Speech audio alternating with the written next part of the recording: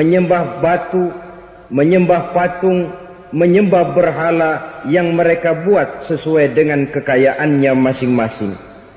360 berhala di sekeliling Ka'bah merupakan bukti nyata dari sesembahan mereka. Yang kaya membuat berhala dari emas lalu disembah. Yang setengah kaya bikin patung dari perak lalu disembah. Yang hampir miskin bikin Tuhan dari kayu lalu disembah. Yang miskin benar tepung terigu diadonin lalu dibentuk seperti wujud seseorang kemudian disembah. Dan apabila selesai nyembah perutnya terasa lapar, Tuhannya habis dipretelin. Sepanjang sejarah kemanusiaan cuma masyarakat jahiliyah saja yang sampai makan Tuhan. Sesadis-sadisnya bangsa Indonesia belum pernah sampai makan Tuhan. Maka menghadapi manusia seperti ini, yang pertama dilaksanakan oleh Rasul memperbaiki akhlak mereka kepada Allah. Menanamkan la ilaha illallah, bahwa tidak ada Tuhan yang perlu disembah selain daripada Allah subhanahu wa ta'ala. Ini hakikatnya merupakan inti daripada ajaran Rasul-Rasul terdahulu. Kenapa? Seluruh Rasul bersumber dari satu sumber yang sama, yaitu dari Allah subhanahu wa ta'ala.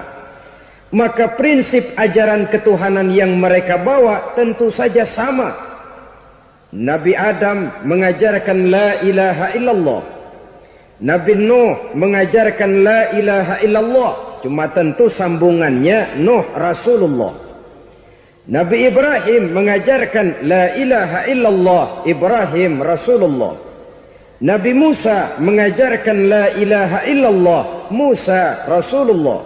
Bahkan Nabi Isa mengajarkan la ilaha illallah, Isa Rasulullah. Dan Nabi Muhammad mengajarkan la ilaha illallah, Muhammadur Rasulullah. Akhlak manusia kepada Allah dengan menanamkan tauhid. Jadi kalau ingin berakhlak yang benar kepada Allah, jaga tauhid, pegang teguh akidah. Saudara-saudara kaum muslimin rahimakumullah, lawan daripada tauhid adalah kufur. Kufur bisa dua, bisa kufur iman, bisa kufur nikmat. Kufur itu sifatnya, kafir itu orangnya. Ada orang kufur iman, dan ini merusak akhlak kepada Allah subhanahu wa ta'ala. Kufur iman itu kadang-kadang bentuknya syirik, orangnya disebut musyrik. Kufur iman itu kadang-kadang bentuknya nifaq, orangnya disebut munafik. Kufur iman itu kadang-kadang bentuknya riddah, orangnya disebut murtad. Ini merupakan jenis daripada kufur-kufur iman dan tergelincirnya manusia daripada akhlak kepada Allah subhanahu wa ta'ala. Benar, di zaman sekarang kita tidak menyembah berhala. Memang di zaman sekarang kita tidak menyembah patung. Iya, kita tidak berkeyakinan Tuhan lebih dari satu. Tapi kadang-kadang akhlak kita kepada Allah sering lentur dan luntur, sering bergoyang dan tergoncang, sering kena erosi dan polusi. Bahwa kita tidak menyembah Latta, Uzza, Manat dan Hubal seperti masyarakat jahiliyah dahulu, memang. Tapi Latta zaman sekarang, Uzza zaman sekarang, Manat dan Hubal di zaman sekarang, berhala-berhala di abad kita sekarang ini, kadang-kadang bernama harta, kadang-kadang bernama wanita, kadang-kadang bernama tahta, mungkin juga bernama Toyota. Sesuatu yang lebih kita agungkan daripada Allah, menjelmalah dia menjadi berhala-berhala di zaman kita sekarang ini. Manakala kita di kantor sudah lebih takut kepada kepala bagian kita daripada kepada Allah, maka Tuhan kita barangkali adalah kepala bagian kita. Manakala kita sudah lebih takut kepada manusia daripada kepada Allah, bergeserlah akhlak kita kepada Allah, mengagungkan manusia dan menomorduakan Allah. Maka di zaman sekarang akhlak kita kepada Allah sering kena erosi, sering kena polusi. Mungkin karena sulitnya lapangan kerja, tingginya tensi ekonomi, persaingan hidup yang makin tajam, sulitnya mencari lapangan kerja, orang kadang-kadang nekat. Sedikit pertimbangan, picik pandangan, mudah melakukan potong kompas, sehingga terjadilah perbuatan-perbuatan yang memelencengkan akhlak kita kepada Allah Subhanahu wa ta'ala. Kadang-kadang terjebak mempercayai selain daripada Allah. Kadang-kadang terjebak di dalam mengagungkan yang selain daripada Allah lebih dari yang seharusnya. Terkenalah akhlak kita kepada Allah jaringan-jaringan erosi dan polusi. Kufur sebagai lawanan daripada tauhid merupakan sifat daripada orang yang tidak berakhlak kepada Allah. Bentuknya pertama bisa syirik. Syirik itu artinya meyakini ada Tuhan lain selain daripada Allah. Itu yang namanya syirik. Jadi percaya Tuhan ada, cuman Tuhannya kelebihan. Itu yang disebut syirik, dan itu merupakan cerminan dari akhlak yang rusak kepada Allah Subhanahu wa ta'ala. Berkeyakinan Tuhan lebih dari satu, berkeyakinan bahwa Tuhan itu beranak atau diperanakkan, atau mengagungkan sesuatu sama dengan Allah, atau menjadikan yang selain Allah sebagai tujuan akhir daripada perjalanan kehidupan ini, maka itu sudah terjebak kita dalam musyrik. Dan syirik satu dosa yang tidak berampun. Bahasa kasarnya, yang namanya syirik itu jenis bapak moyangnya dosa. Saudara-saudara, sebab itu saya pesan, kalau memang terpaksa, biasanya yang tinggal di kota-kota besar itu kalau tidak kepengen dosa kan susah. Kalau terpaksa harus bikin dosa, cari yang kecil-kecil saja, yang kira-kira taubatnya gampang. Umpamanya pulang sholat Jumat nukar sendal, umpama, yaitu jelas dosa. Tapi dosa yang taubatnya agak mudah. Jangan sampai terjebak ke dalam syirik, menyekutukan Allah. Kalau sudah menyekutukan Allah, Allah dimadu, murka benar Allah kepada kita. Innallaha la yaghfiru ayyushraka bih wa yaghfiru ma duna dzalika liman yasha. Allah tidak akan memberi ampun kepada orang yang menyekutukannya dengan sesuatu, tapi Allah mau mengampunkan dosa yang selain itu bagi orang yang dikehendakinya. Jadi orang-orang yang sudah terjebak syirik, menyekutukan Allah, meyakini ada Tuhan lain selain daripada Allah, meyakini Tuhan beranak atau diperanakkan, bagaimanapun baiknya mereka di dunia, bagaimanapun sosial jiwanya, bagaimanapun pemurah tangannya memberikan santunan dan pertolongan kepada orang lain, kalau sudah syirik, seluruh nilai kebaikannya akan tidak ada gunanya lagi. Karena tidak ada tempat nilai kebaikan itu bergantung. Sedangkan kita berbuat baik agar diterima oleh Allah. Kalau Allahnya marah kepada kita, siapa yang akan menerima nilai kebaikan itu sendiri? Ini bentuk yang pertama. Yang nyata-nyata menyembah berhala, syirik. Yang nyata-nyata beriktikad Tuhan lebih dari satu, syirik. Atau yang tersamar. Yang tersamar itu yang sering jadi penyakit kita. Saya sejak ada perkutut ini di rumah, perkutut. Saudara-saudara, yang merusak akhlak kepada Allah, yang merusak tauhid setelah syirik, bisa juga berbentuk nifak. Nifak itu sifatnya, orang yang punya sifat nifak disebut munafik. Asal katanya dari nafakun. Nafakun itu satu lubang yang punya dua muka. Seperti goa, ada tempat masuk, ada tempat keluar. Maka munafik orang yang punya dua muka. Kalau bahasa kita, pandai bermain minyak di atas air. Manis jika berhadapan, balik belakang lain bicara. Sehingga apa yang dinamakan nifak, kata Imam Ali Al-Jurjani dalam kitab ta'rifatnya, izharul imanu bil lisan wa kitmanul kufri bil qalbi.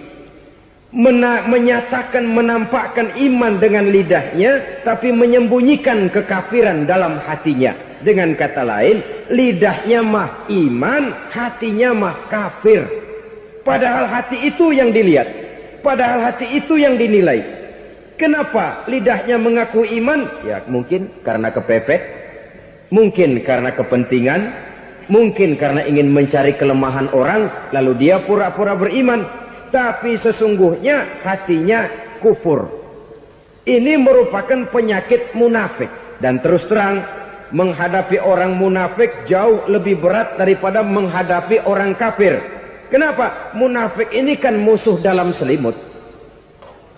Mau dibilang musuh nyata-nyata, apalagi di zaman Rasul ya, ketika periode Madinah, berat sekali menghadapi orang munafik. Mau dibilang kafir, kalau ketemu assalamualaikumnya medok juga.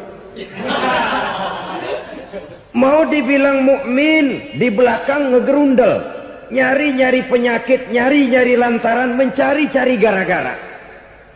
Kalau kafir jelas kafirnya, kalau musyrik jelas musyriknya. Tapi munafik, di depan kita dia mengaku beriman, di belakang kita dia caci maki kita. Maka demikian rupa watak orang munafik Allah benci betul. Sampai dalam Quran orang munafik itu divonis innal munafikin fid darkil asfal minan nar. Orang-orang munafik di dasar jurang neraka yang paling bawah, keraknya neraka. Saudara-saudara kaum muslimin rahimakumullah. Sebab munafik sangat berbahaya. Membahayakan umat, membahayakan agama. Di depan kita mereka ngaku pura-pura beriman. Kalau pidato luar biasa, memuji agama setinggi langit, menampakkan seolah-olah dia orang yang dekat dengan agama. Saudara-saudara, agama penting, agama mutlak. Tapi yang ngomong begitu agamanya apa? Remeng-remeng. Cuma sekedar lipstick, cuma sekedar dekorasi, cuma sekedar kamuflase buat ngibuli orang lain. Dia mengaku beragama, mengatakan agama mutlak, menganggap agama penting, seolah-olah memperhatikan benar tentang tatanan kehidupan beragama, tapi sebenarnya di hatinya tidak lebih berkecamuk penyakit-penyakit kufur. Maka sifat munafik ini termasuk menodai tauhid. Artinya merusak akhlak kita kepada Allah Subhanahu wa ta'ala. Sifat yang ketiga yang juga merusak akhlak kita kepada Allah dinamakan riddah. Riddah itu sifatnya, orang yang punya sifat riddah disebut murtad. Murtad keluar dari Islam. Keluar dari Islam tentu tadinya di dalam Islam. Oleh satu perbuatan dia bisa menjadi murtad. Misalnya tadinya dia iman benar kepada Allah, tapi melarat. Kadang-kadang sehari masak, 3 hari libur. Akhirnya oleh kesulitan ekonomi dia tidak kuat. Ada yang menawarkan kebaikan, dibawain supermi, dibawain obat-obatan, diberikan beras. Goyah imannya. Keluar dia dari Islam, ikut agama orang yang memberikan pertolongan kepadanya, memilih kesenangan sebentar dengan mengorbankan kebahagiaan yang kekal. Maka orang semacam itu riddah sifatnya, murtad orangnya, keluar dari Islam. Dan yang menyebabkan kita murtad bukan cuma orang nyata-nyata memproklamirkan diri keluar dari Islam tapi lalu mengikuti agama orang lain. Bukan cuma itu. Mengakui ada Rasul lagi sesudah Nabi Muhammad bisa menyebabkan kita murtad. Mengingkari nikmat Allah bisa menyebabkan kita murtad. Meyakini semua agama benar bisa menyebabkan orang menjadi murtad. Meragukan kesempurnaan dan kelengkapan Al-Quran bisa menyebabkan orang jadi murtad. Mengingkari sunnah bisa menyebabkan orang menjadi murtad. Banyak hal-hal yang bisa mendatangkan penyakit riddah dan membuat pelakunya menjadi murtad. Dan ini menodai akhlak kita kepada Allah Subhanahu wa ta'ala. Itu tadi kufur iman, saudara-saudara. Nyata-nyata mengingkari Allah, baik dalam bentuk syirik, nifak, ataupun riddah. Kufur yang kedua dinamakan kufur nikmat. Apa itu kufur nikmat?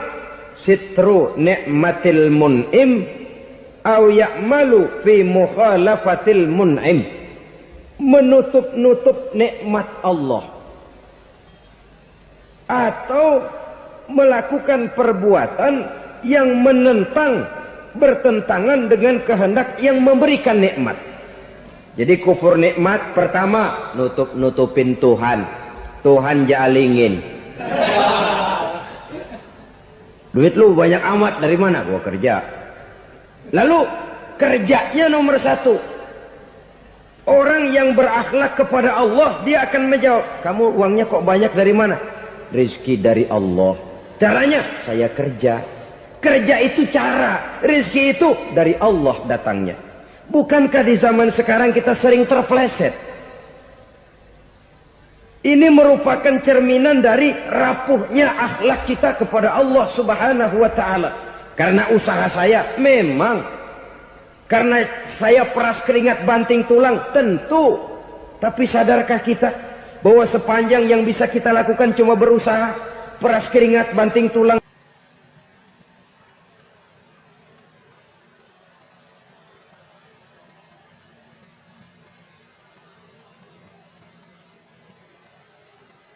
Soal rizki, soal jodoh, soal maut, kitakah yang mengatur? Kitakah yang menentukan? Subhanallah. Manusia sungguh tidak berdaya menghadapi tiga hal paling pokok ini. Rezeki, kita cuma bekerja. Kitakah yang menentukan? Tidak. Kita berusaha saja, rezeki belum pasti dapat. Apalagi kalau kita tidak berusaha. Jangan terjebak dalam fatalisme. Belum perang udah nyerah. Emang dasar rezeki datangnya dari Tuhan, gak usah kerja, dan ntar juga kalau dia datang. Dari mana datangnya? Kerja saja belum tentu dapat rezeki, apalagi kalau tidak kerja. Yang jelas usaha perlu kepastian, itu urusan Allah. Ini akhlak kepada Allah Subhanahu wa ta'ala. Jodoh juga begitu. Kita berusaha, kita berupaya, Allah menghendaki lain jadinya. Maut juga begitu. Siapa sih yang pengen ngadepi maut? Siapa sih yang pengen mati? Siapa sih yang pengen ketemu malaikat Israel? Tidak seorang pun kalau ditanya, kecuali mereka yang putus asa ya. Kalau otaknya masih normal, mau mati mesti belakangan dulu dikit. Tapi yang satu itu, saudara, kalau dia sudah datang, tenaga mana yang bisa menolak? Kalau dia sudah berkunjung, kekuatan mana yang bisa menghindar? Kalau dia sudah ingin bertemu, kemana kita bisa melarikan diri? Manusia sepanjang yang dia lakukan hanya berusaha, tapi kepastian, ketentuan dari Allah Subhanahu wa ta'ala. Orang yang kufur nikmat, nutupin Allah. Dia merasa rezekinya adalah mutlak peras keringatnya. Seolah-olah Allah nggak punya peranan apa-apa di situ. Oh, ini kan saya bisa rumah begini karena saya kerja keras. Oh, ini mobil saya begini, saya kerja keras. Peras keringat, banting tulang, keras.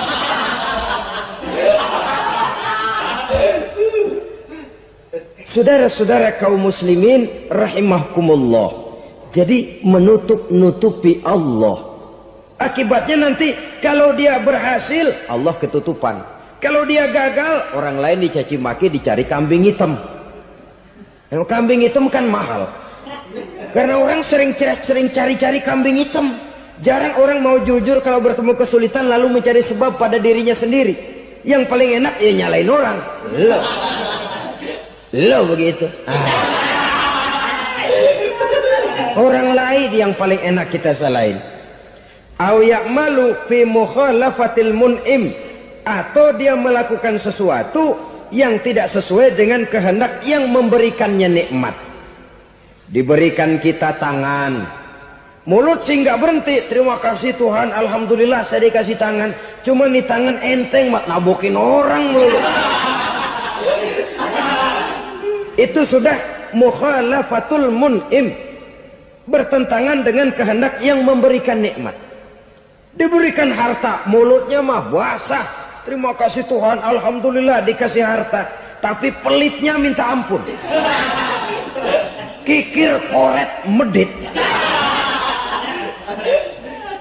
Ini juga termasuk kufur nikmat, mempergunakan suatu nikmat bertentangan dengan kehendak daripada yang memberikan nikmat itu sendiri. Saudara-saudara kaum muslimin rahimakumullah, oleh karenanya kufur iman memang lebih bahaya daripada kufur nikmat. Tapi jangan lupa, kufur nikmat bisa menyeret orang kepada kufur iman. Nah kalau Allah udah dialingin, Tuhan sudah dinomor duain, lama-lama kenapa dia tidak mendewakan dirinya sendiri? Mendewakan pangkatnya, mendewa-dewakan otaknya, mendewa-dewakan kemampuannya. Pada awalnya dia memang cuma kufur nikmat, tapi lambat laun kalau ini tidak diobati secara pasti orang akan mengarah kepada kufur iman. Bisa berbentuk syirik, bisa berbentuk nifak, bisa berbentuk riddah. Saudara-saudara, oleh karena itu menjaga akhlak kepada Allah mutlak penting. Sebab apa? Kita tidak berakhlak kepada manusia saja, kita dikucilkan dari pergaulan. Kalau kita tidak berakhlak kepada Allah, dikucilkan oleh Allah. Hadis qudsi menyatakan, man lam yashkur ala na'ma'i wa lam yasbir ala bala'i falyakhruj min tahtis sama'i falyatlub rabban siwaya. Kata Allah, siapa orang yang tidak mau bersyukur terhadap nikmat yang aku berikan kepadanya dan tidak mau sabar terhadap ujian yang aku berikan kepadanya, falyakhruj min tahtis sama'i, persilahkan saja keluar dari kolong langitku, waliyatlub rabban siwaya, tolong cari Tuhan lain selain daripada aku. Murka Allah, diusir, cuman gak kedengeran aja. Siapa yang tidak mau syukur terhadap nikmatku, siapa yang tidak mau sabar terhadap ujian yang aku berikan kepadanya, persilakan keluar dari kolong langitku ini, cari Tuhan lain selain aku. Nah, langit Tuhan yang punya, Tuhan kita lawan, diusir dari kolong langit, mau pindah ke kolong mana?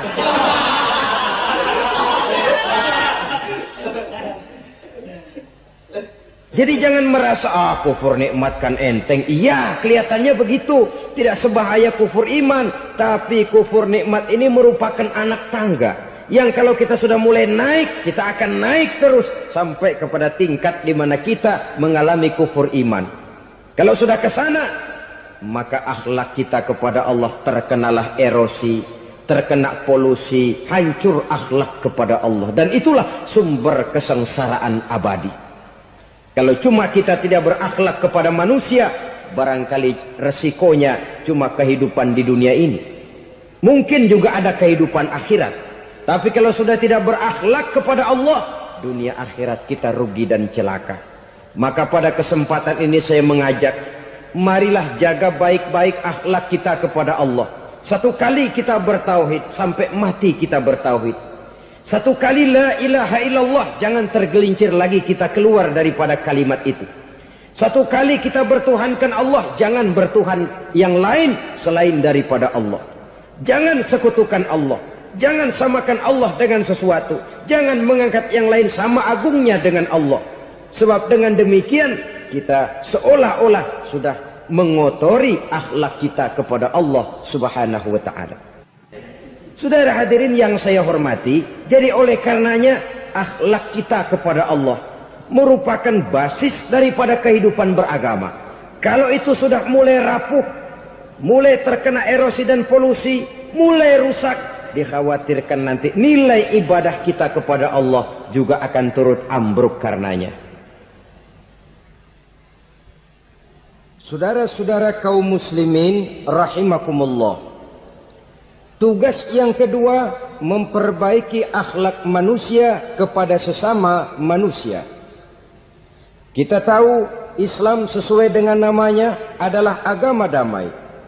Maka akhlak manusia kepada sesama manusia menempati porsi yang penting dalam kehidupan beragama.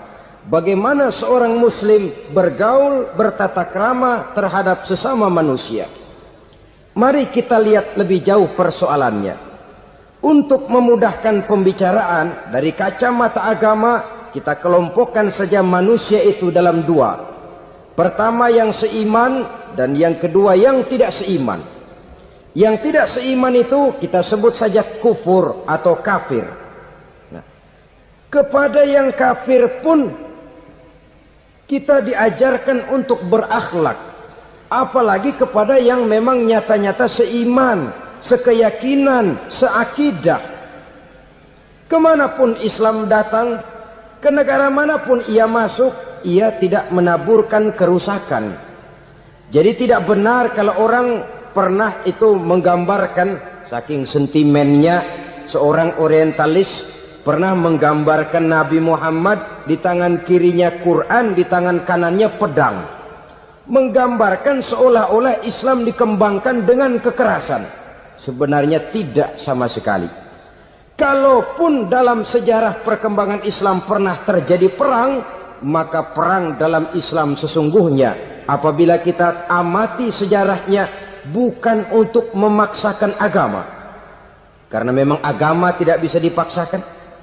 Tetapi justru untuk mempertahankan agama dari segala macam hambatan, rintangan, hinaan dan fitnahan. Tapi kemanapun yang jelas Islam masuk, dia tidak pernah membuat kekacauan, kerusuhan ataupun penghancuran. Candi Prambanan bahkan dipugar, gereja-gereja tidak ada yang dihancurkan oleh umat Islam. Kenapa? Islam agama damai. Soal agama, soal lakum dinukum waliyadin. La ikraha fid din, qad tabayyana ar-rusdu minal ghayy. Tidak ada paksaan dalam beragama, sebab nyata yang benar dengan yang tidak benar. Belum pernah ada orang kafir masuk ke perkampungan orang Islam lalu dikejar-kejar, diteriakin kafir, kafir, sunatin.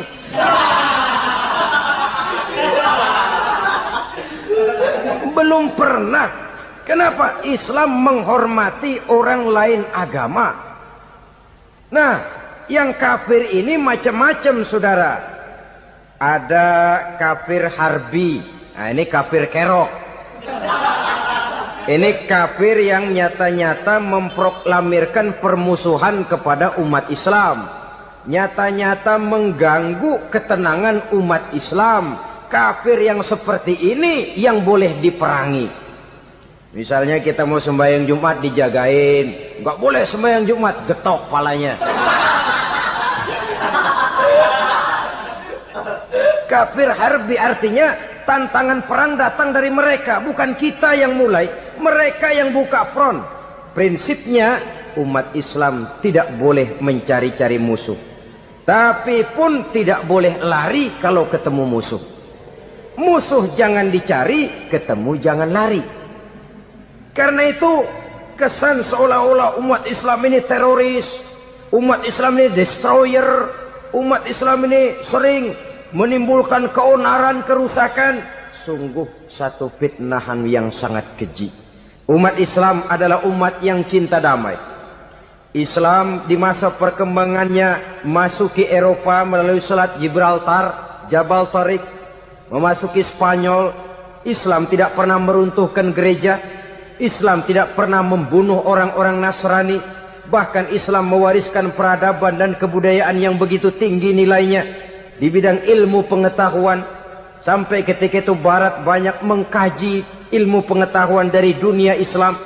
Buku-buku berbahasa Arab diterjemahkan ke bahasa Yunani, dipelajari oleh para cendekiawan di negeri Barat sana. Mereka mengambil manfaat yang banyak dari masuknya Islam ke Eropa. Sementara gereja tetap berdiri dengan megahnya. Kuil-kuil tempat peribadatan tidak satupun yang diusik-usik. Kenapa? Islam agama yang cinta damai. Asal dia tidak diganggu, asal kehormatannya tidak dihinakan, Jadi kafir harbi, kafir yang nyata-nyata nantang perang, ngajak berkelahi. Itu kafir yang nyari penyakit. Kafir harbi ini boleh diperangi dengan catatan mereka yang memang mulai. Yang kedua, kafir zimmi. Kafir zimmi, kafir yang hidup di tengah mayoritas muslim, tapi mereka mau hidup dengan aman, damai, tenang. Mereka wajib dilindungi. Bahkan Nabi pernah memberikan satu jaminan, man aza zimmiyan faqad azani. Siapa yang mengganggu orang kafir zimmi sama saja dengan mengganggu saya. Kehormatannya dijaga, harta bendanya dilindungi, anak istrinya pun dilindungi. Dan ini jadi kenyataan. Saudara bisa lihat di negara-negara yang mayoritas penduduknya beragama Islam, orang-orang kafir di luar Islam hidup dengan tenang, aman, damai. Di Saudi Arabia, di luar tanah haram, di luar Mekah dan Madinah, banyak orang-orang kafir mencari nafkah. Mereka tenang, aman, dilindungi undang-undang. Begitu di Mesir, begitu di negara Indonesia yang berdasarkan Pancasila ini. Kehidupan beragama menimbulkan gairah, rukun, tenang, aman, damai, sepanjang tidak saling ganggu, tidak saling usik, menghargai orang yang sudah beragama, tidak menjadikan penganut suatu agama sebagai sasaran dari dakwah agama lainnya. Saudara-saudara kaum muslimin rahimakumullah. Jadi memang oleh Al-Quran kita dianjurkan asyidda 'alal kuffar ruhama bainahum. Tegas kepada orang kafir, kasih sayang kepada sesama muslim. Tapi tegas bukanlah berarti marah-marahan, bukan berarti musuh-musuhan, bukan ngajaki perang. Tegas dalam arti punya garis tentang kehidupan beragama, lakum dinukum waliyadin. Soal kehidupan sosial, mari kerjasama. Bangun jalan, ayo rame-rame. Siskamling, mari bebarengan. Bikin puskesmas, mari sama-sama. Tapi kalau sudah soal agama, itu tidak perlu ada toleransi agama. Yang perlu toleransi antar umat beragama. Kalau umatnya mau kerjasama silakan, tapi tidak menyangkut soal ibadah. Jangan kerjasama di bidang ibadah. Itu kerjasama yang salah pasang, saudara-saudara. Sehingga dengan demikian toleransi adalah menyangkut kehidupan antar umat beragama. Sedangkan agama sendiri punya coupling yang nyata. Sehingga dengan demikian tegas kepada orang kafir dalam arti kita punya satu kepribadian. Tidak ngambang. Enggak, lalu kalau ditanya orang, sebenarnya agama lu apa sih? Gua mah gimana musimnya aja. Agama pakai musim kayak rambutan. Akhirnya ya begitu, musim-musiman. Ke masjid kelihatan, ke gereja hayo, ke candi nongol, ke apa? Bingung malaikat bagaimana nyatetnya nih bocah ini. Di mana aja ada. Kita punya satu kepribadian. Saya muslim dan garis saya ini, lakum dinukum waliyadin. Bagi Tuhan persilakan agama Tuhan, bagi kami agama kami. Kami hormati Tuhan, Tuhan hormat kepada kami. Tapi soal agama, couplingnya jelas. Kerjasama, mari urusan muamalah, bidang sosial.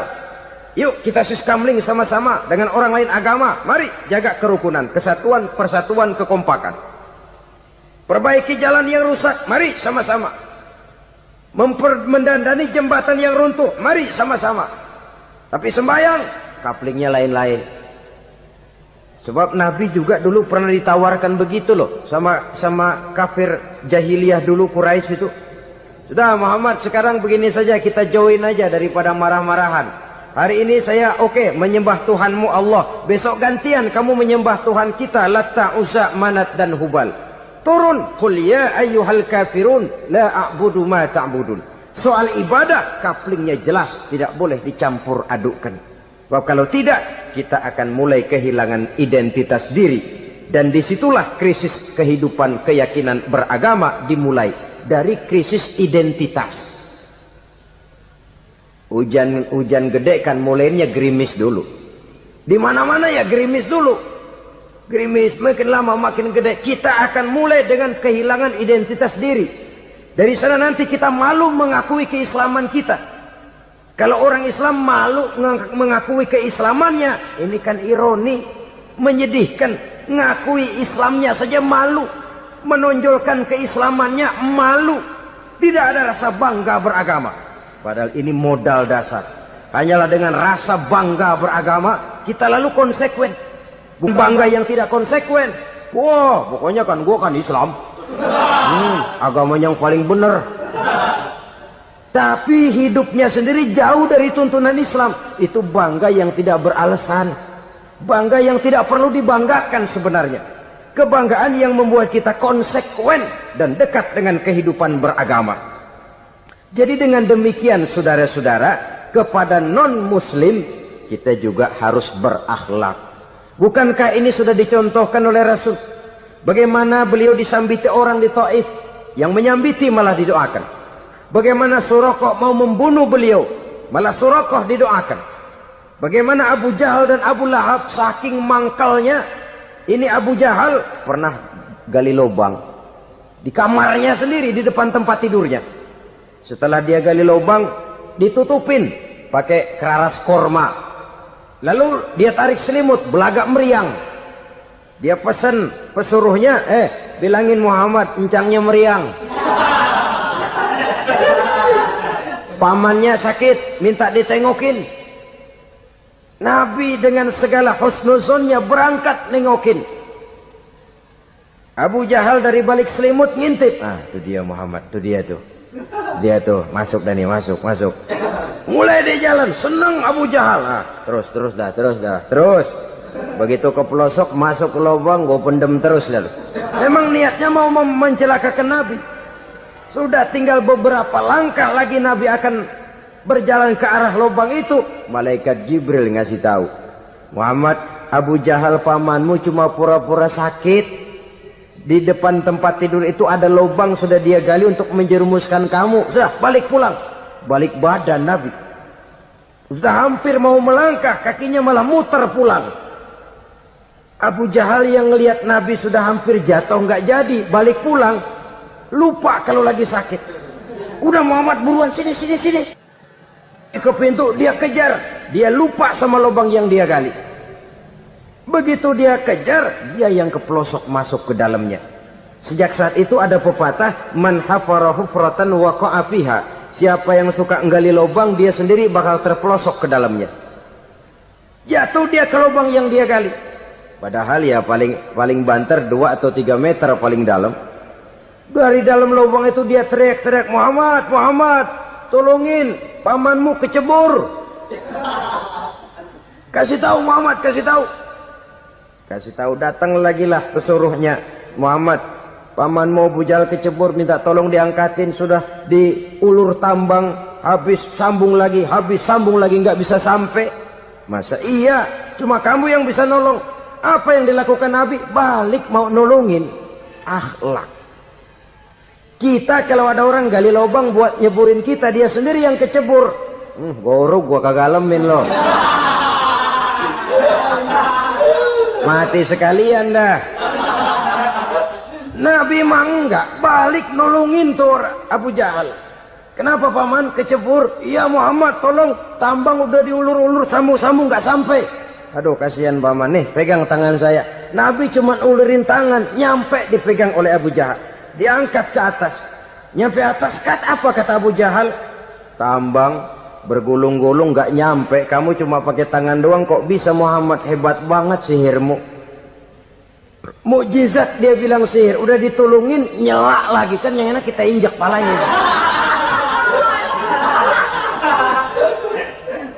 Orang dulu bilang wah katanya nolongin anjing kejepit.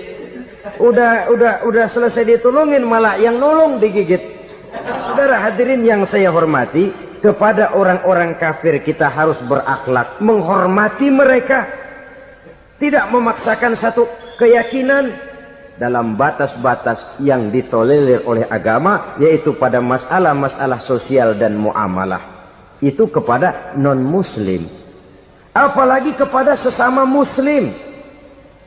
Baik akhlak kepada orang tua, akhlak kepada guru, akhlak kepada jiran atau tetangga, itu semua termasuk dalam akhlak kepada sesama manusia. Akhlak kita kepada orang tua, kadang-kadang kita orang timur ini ketularan orang barat. Engkongnya dianggap CS. Salaman main kedet aja, halo kong. Engkongnya bahalo di bengong. Saudara-saudara kaum muslimin rahimakumullah, akhlak yang tua kepada yang muda, akhlak yang muda kepada yang tua, kepada jiran dan tetangga, kepada sanak famili dan handai tolan, pendeknya kepada sesama muslim. Tetangga ada haknya, ada hak tetangga yang kalau kita berakhlak itu harus dipenuhi. Contoh kecil, kalau saya beli radio, itu saya dong boleh berpikir, ini radio saya beli pakai uang saya setel di rumah saya, sekeras-kerasnya ada apa sama orang lain? Radio gua, yang beli gua pakai duit gua, gue setel di rumah gue, ada urusan apa sama orang lain? Itu kalau menurut saya. Tapi tetangga sebelah saya kan bisa juga ngomong begitu. Mata gue, yang ngantuk gue tidur di rumah gue, kenapa suara radio lu masuk kemari? Ketika itulah lalu kebebasan saya nyetel radio dibatasi oleh kebebasan tetangga saya yang mau tidur. Ini sudah akhlak namanya. Umpamanya lagi ada Nabi ajarkan, iza tobakhta maraqatan fa'akthir ma'aha wa ta'ahad jiranaka. Kalau kamu masak sayur, banyakin kuahnya, bagiin tetangga kamu. Bukan bagiannya itu yang jadi soal, tapi akhlak kepada tetangga. Udah tahu tetangganya kelaparan, diseksa, goreng ikan asin, se-RW baunya ngayap, kembang kempis orang nungguin. Saudara hadirin ma'asyiral muslimin rahimakumullah. Jadi dengan demikian, kalau sudah kembali kepada orang-orang yang nilai imannya sama dengan kita, apapun organisasinya, apapun baju yang mereka pakai, kaos yang mereka pakai, jaket yang mereka pakai, kalau sudah seakidah, seiman, jaga akhlak kita. Pendapat boleh berbeda, kaos boleh tidak sama, jaket boleh beraneka warna, bendera boleh beragam-ragam, tapi ukhuwah Islamiyah ini utamakan. Adalah lebih baik mencari persamaan dalam kehidupan dan bukan memperbesar perbedaan. Hanyalah dengan mengembangkan nilai-nilai akhlak semacam ini, toleransi tidak hanya diperlukan kepada yang non-muslim, kepada sesama muslim pun toleransi. Artinya apa? Jangan memponis amalan orang lain. Yang usoli, yang tidak usoli, berjalanlah menurut keyakinannya masing-masing. Jangan lalu memponis, itu namanya nggak toleransi. Kamu nggak pakai usoli ya? Enggak. Brengsek. Kamu pakai usoli ya? Iya. Bidah. Lah dua-duanya kagak yang bener. Kalau yang sembahyang kagak bener, bagaimana yang kagak sembahyang? Apa itu yang bener? Toleransi, setuju dengan perbedaan pendapat, jangan memponis amalan orang lain. Karena kita hanya beramal, hak menerima adalah Allah subhanahu wa ta'ala. Jangan sebentar-bentar mencap, bidah, dolalah, finnar, neraka. Kayaknya neraka kapling orang tuanya kali. Gampang bener masukin orang ke neraka. Kita kadang-kadang bisa toleransi dengan orang luar, tapi kepada sesama muslim toleransi tidak sanggup kita adakan. Mengklaim merasa kita yang benar, orang lain salah semua, itu tidak toleransi namanya. Mentang-mentang jadi ustadz, nih satu-satunya ustadz di sini ya, semuanya mesti ngaji kemari. Kalau nggak ngaji kemari Islamnya kurang tapi benar. Toleransi. Saudara-saudara kaum muslimin rahimakumullah, lapang dada menghargai orang yang berbeda pendapat, apalagi kalau perbedaan pendapat itu menyangkut hal-hal yang tidak prinsipil, menyangkut hal-hal yang sekunder dalam kehidupan beragama, menyangkut masalah-masalah yang dalam bahasa fikih disebut soal-soal furu'iyah. Tidak usah menyebabkan kita bersih tegang. Kepala sama hitam pendapat boleh berbeda dan halal. Bahkan Nabi mengatakan ikhtilafu ummati rahmatun. Perbedaan pendapat di kalangan umatku bahkan menjadi rahmah. Sepanjang perbedaan pendapat itu diiringi dengan rasa toleransi. Tapi kalau sudah main baku hantam, main klaim, memponis orang lain, akhirnya timbullah keretakan. Jangan heran kadang-kadang satu masjid dua kelir.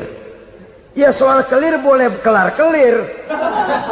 Boleh kelar-kelir. Tapi kalau harus terlalu mencolok menyebabkan timbulnya keretakan, saya kira yang akan turun bukan lagi rahmah tapi bala.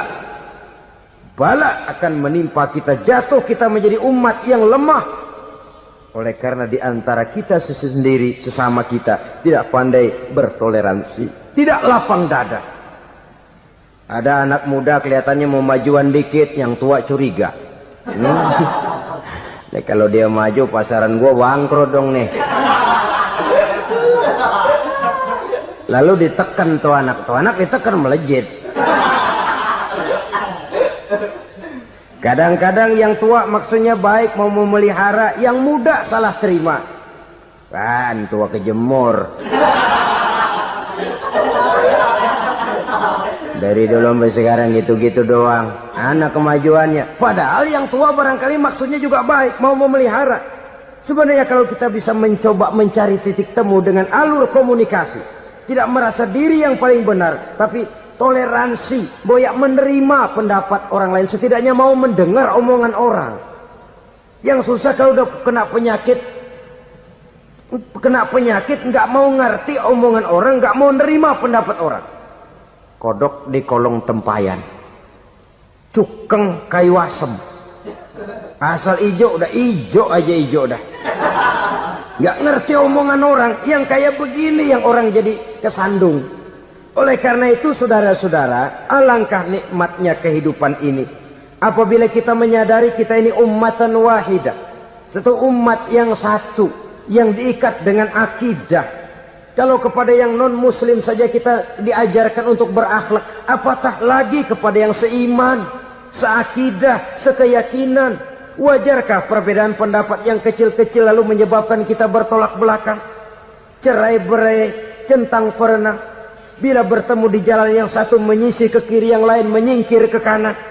Kalaupun juga bercampur di tengah kumpulan orang banyak, persis air dengan minyak. Yang atu melengos, yang atu madep mojok. Orang lain senyum, dia mau pada manyun. Saudara-saudara kaum muslimin rahimakumullah, realita ini walaupun tidak enak, pahit, tapi masih hidup di sebagian masyarakat kita. Ini yang perlu kita atasi. Soal toleransi kepada orang lain, sejarah sudah membuktikan. Mari kita jangan cuma bisa mengajak orang lain, umat lain untuk bertoleransi dengan kita, tapi kepada sesama kita. Toleransi ini perlu kita tegakkan, perlu kita bina, terutama di dalam kita menuju bentuk ideal daripada konsep ukhuwah Islamiyah ini, yang memang selalu kita akan cari bentuk-bentuk idealnya sejalan dengan perkembangan situasi dan kondisi yang dihadapi oleh umat. Perbedaan organisasi, perbedaan kepentingan organisasi tidak seharusnya menyebabkan kita merasa meremehkan orang lain dan mengangkat diri, mengklaim diri sebagai yang dan ter. Jadi dengan demikian, apabila yang pertama tadi akhlak kepada Allah dinamakan hablum minallah, maka yang kedua ini merupakan hablum minan nas. Jikalau baik akhlak kita kepada Allah, baik akhlak kita kepada manusia, nikmat rasanya menjalani kehidupan. Kadang-kadang orang akhlaknya kepada manusia baik, tapi kepada Allah tidak baik. Hormat sama yang tua, menyayangi yang muda, sama tetangga rukun, tapi sama Tuhan nggak mau sujud. Ini baik kepada manusia, tapi tidak berakhlak kepada Allah. Atau sebaliknya, sujudnya sama Allah mah tekun bener, khusyuk, bahasanya juga fasih, luar biasa. Tapi sama manusia sombong, takabur, ujub, merasanya dia doang yang paling benar. Sebab iblis itu ya, itu kadang-kadang datang lewat hati dan memang selalu markasnya di situ. Kalau dia tidak bisa menggoda kita dengan yang lain, dia tumbuhkan sifat ujub. Dia bisikin, wah, memang di kampung ini yang paling banyak ibadahnya ente. Yang lain mana, lihat tuh kerocok semua. Lalu di hati orang itu tertanam sifat iya ya. Nah, tatkala iya ya, dia sudah terkena serangan iblis. Akhirnya apa? Orang lain diremehin. Asalnya kagak mau sembahyang aja diajak salaman udah najis aja dah. Ketemu juga mukanya ditekuk 4. Akhirnya bukan ngajak malah ngenyek, ngina. Lah orang dihina makin jauh, makin tidak tersentuh. Bukan cara itu yang diajarkan oleh Rasul.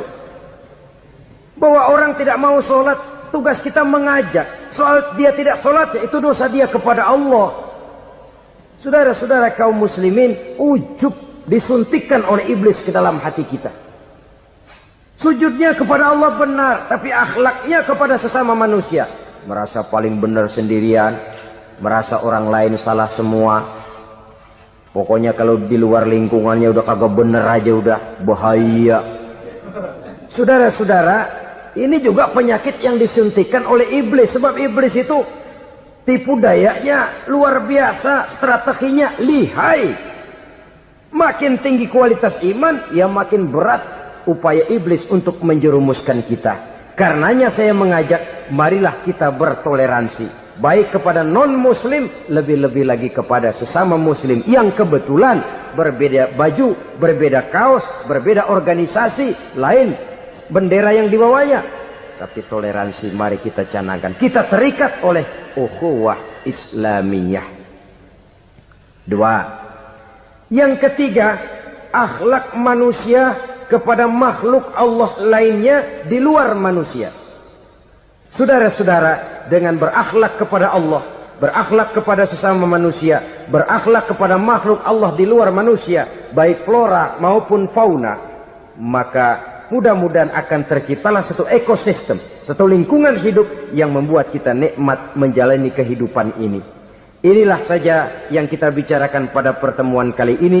Marilah kita membina nilai-nilai akhlak walaupun berat tantangannya. Sungguh lebih baik rakyat rendah yang berakhlak tinggi. Menyangka bahwa itu semua dapat mengekalkan kebahagiaan, dapat menunjang kehidupan yang langgeng. Ada yang berlomba-lomba mengejar-ngejar harta. Seluruh waktu dalam hidupnya habis untuk mengejar harta. Tidak peduli siang atau malam, sore atau pagi. Sujud tidak lagi sempat, Allah dilupakan dengan agama jauh. Ada yang berlomba mengejar-ngejar pangkat, jabatan dan kedudukan. Tidak peduli menjilat ke atas, menginjak ke bawah atau menyikut kiri dan kanan. Bahkan teman pun jadi lawan, lawan pun jadi teman. Bukan soal, yang penting pangkat terkejar. Ada yang berlomba memperbanyak kendaraan, sejak dari jet pribadi, pesawat kapal pesiar, sampai kepada mobil-mobil mutakhir. Ada yang berlomba memperbagus rumahnya, ada yang berlomba memperbanyak istri dan anak-anaknya. Seluruhnya tenggelam di dalam perlombaan yang menurut ukuran mereka akan mendatangkan prestise, kemegahan dan kebanggaan. Allah Subhanahu wa ta'ala menegur, memberikan peringatan dalam surah yang pendek, yaitu surah At-Takatsur. Alhaakumut takatsur hatta zurtumul maqabir kalla sawfa ta'lamun. Alhaakum ay syagalakum an ta'ati rabbikum. Kamu telah lalai daripada taat kepada Tuhanmu, dan yang menyebabkan kamu lalai itu tidak lain at-takatsur. At-takatsur artinya at-tabahi bi kathrati mata'id dunya. bermegah-megah dengan memperbanyak kesenangan hidup duniawi. Dengan kata lain, berlomba-lomba mengejar kemegahan duniawi telah menyebabkan kamu lalai daripada mengingat, daripada taat kepada Allah Subhanahu wa ta'ala. Apabila orang cenderung materialistis, seluruh kegiatan hidup dikerahkan untuk berlomba memperbanyak materi, apa namanya harta benda, apa namanya rumah, apa namanya pangkat dan jabatan, maka dikala itu seseorang akan sangat mudah lalai daripada taat kepada Allah Subhanahu wa ta'ala. Hilanglah kesadaran bahwa sesungguhnya apapun yang kita miliki dalam kehidupan dunia ini tidak lain hanya barang titipan sementara. Kita cari, kita kejar, tapi setelah kita dapatkan, jangan dia dijadikan tujuan. Jadikanlah dia sebagai alat. Apabila harta benda duniawi sudah dijadikan sebagai tujuan daripada kehidupan, maka sesungguhnya kita sudah terseret dalam satu siklus, satu lingkaran setan yang tidak akan pernah berujung. Sebab manusia dalam berhadapan dengan materi duniawi tidak akan pernah mengenal kata cukup, tidak akan pernah mengenal kata puas, dan tidak akan pernah bertemu dengan titik. Selalu koma, selalu kurang, selalu tidak ada. Saudara kaum muslimin rahimakumullah, oleh sebab itu agama memberikan kesadaran seluruh yang kita miliki, yang dititipi oleh Allah dalam kehidupan ini berupa materi keduniaan, hakikatnya adalah alat dan bukan sebagai tujuan. Apabila alat sudah kita jadikan tujuan, kita akan terjebak ke dalam satu perlombaan yang justru akan mencelakakan kita sendiri. Inilah yang saya maksud dengan sirkuit celaka. Perlombaan yang hanya membuat kita jerih, payah, keringat bercucuran, tenaga terkuras, tapi tidak akan pernah sampai ke garis finish. Karena memang tidak ada garis finishnya. Betapapun jauhnya satu perlombaan, dia mesti punya garis finish. Tapi kalau sudah at-takatsur, berlomba bermegah-megah diri, maka barangkali tidak akan pernah ada garis finishnya. Kita akan terseret dalam lingkaran setan berputar di seputar itu tanpa tahu kapan berhenti dan di mana titiknya. Agamalah yang memberikan kesadaran. Alhaakumut takatsur. Bermegah-megahan telah membuat kamu lalai daripada taat kepada Allah Tuhanmu. Semua sadar bahwa kita diciptakan tidak lain adalah untuk mengabdi kepada Allah. Nilai pengabdian ini sering lentur, nilai pengabdian ini sering luntur, manakala kita sudah berlomba-lomba bermegah-megah dengan materi kehidupan dunia. Islam jelas tidak menganjurkan penganutnya jadi orang miskin. Bahkan Imam Ali karramallahu wajhah pernah mengatakan, kemiskinan bisa menyebabkan kekufuran. Ayat yang pertama turun juga kita tahu, Iqra, baca olehmu. Kan seolah-olah Quran cuma tidak langsung saja bilang, hai orang Islam, kamu jangan jadi bodoh. Kebodohan menimbulkan kemiskinan, kemiskinan mendekatkan kita kepada kekufuran. Jadi miskin sama kufur tetangga. Artinya dalam kondisi miskin, kemudi hati itu mudah terombang-ambing. Oleh sebab itu sering kemiskinan umat Islam ini dimanfaatkan oleh orang-orang lain untuk menyebarkan agamanya. Padahal agama adalah soal keyakinan yang tidak mungkin ditunjang dengan supermi, ditunjang dengan beras, pakaian, obat-obatan, beasiswa. Agama adalah soal keyakinan. Keyakinan adalah soal kebenaran, dan kebenaran itu adalah milik bersama. Tujuan diciptakannya manusia tidak lain adalah untuk melaksanakan ibadah. Kalau orang tenggelam dalam perlombaan memperbanyak harta, mempertinggi kedudukan, memperindah segala macam yang sifatnya duniawi, biasanya itu akan membuat dia lalai dari taatnya kepada Allah Azza wa Jalla. Kadang bukan hanya lalai daripada taat, juga sering terjebak kepada maksiat. Karena kalau pola pandang dan tolok ukur sudah benda duniawi semata-mata, sangat tidak mustahil orang lalu terjebak ke dalam prinsip menghalalkan segala cara. Asal sudah tujuan tercapai, cara apapun halal. Akhirat nomor 18. Nah, bukankah memang barangkali kita sejak kecil sudah dilatih untuk materialistis? Umpamanya kita hanya sering dilatih untuk takut kepada yang konkret-konkret saja, takut kepada yang nyata-nyata saja. Seorang ibu kalau menakuti anaknya, aduh nak, kenapa ini kau kerjakan? Kalau bapakmu tahu, waduh, habis kamu.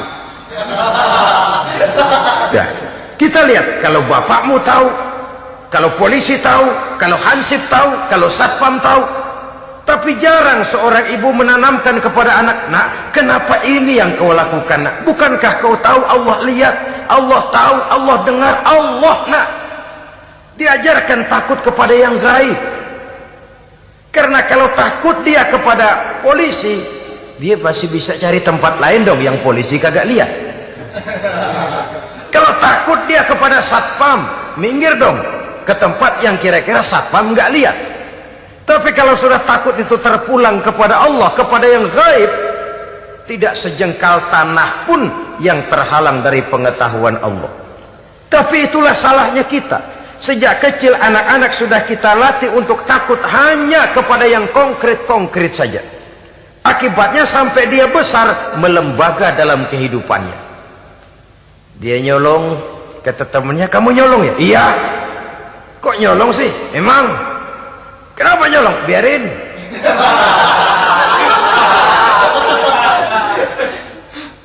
Kamu kan tahu Allah lihat? Tahu. Kenapa nyolong juga? Biarin. Asal orang jangan lihat. Kalau Allah mah lihat, dia kagak ribut. Allah enggak ribut katanya. Nah, ini kan satu refleksi yang timbul daripada kenyataan. Jikalau orang hanya dijejali rasa takut kepada yang konkret-konkret saja, kepada yang zahir-zahir saja, yang akan tumbuh lalu mental kucing. Sopan, tenang, kalem, ayem, nggelenggem. Kalau ada orang, sedikit orang meleng, kucing kelihatan watak aslinya. Saudara-saudara kaum muslimin rahimakumullah. Oleh sebab itulah maka agama lewat surah yang kita bicarakan pada pertemuan ini memberikan peringatan. Kala, jangan begitu dong. Kamu boleh mencari dunia, silahkan cari harta yang banyak, cari pangkat yang tinggi, tapi jangan itu membuat kamu lalai daripada taat terhadap Allah Subhanahu wa ta'ala. Jangan karena keinginan mendapat harta yang sebanyak-banyaknya lalu melakukan segala macam cara asal tujuan tercapai. Itu sudah membuat kita lalai. Jangan karena ingin mengejar kedudukan yang tinggi lalu jilat atas injak bawah, nggak mempan jilat, dukun dipakai.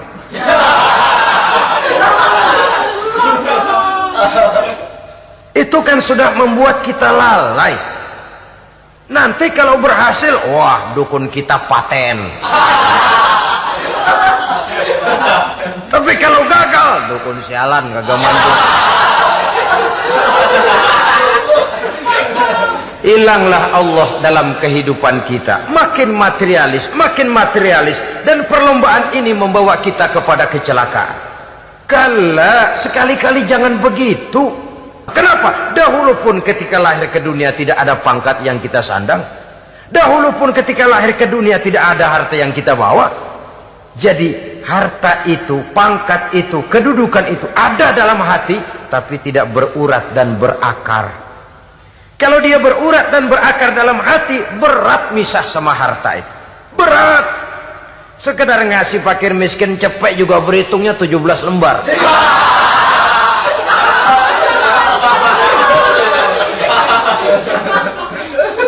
Dengar di kantornya mau ada mutasi, pindah dia dari tempat basah ke tempat kering, baru berita burung udah meriang duluan. Ini nanti bagaimana, itu nanti bagaimana, ini nanti bagaimana. Kan tidak jarang orang yang kena apa istilah kerennya zaman sekarang itu post power syndrome. Post power syndrome ini pernah dianalisa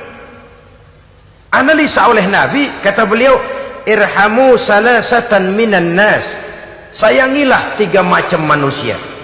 Siapa mereka? Pertama, azizan zalla, orang terhormat yang jatuh hina. Ini yang sering terkena post power syndrome.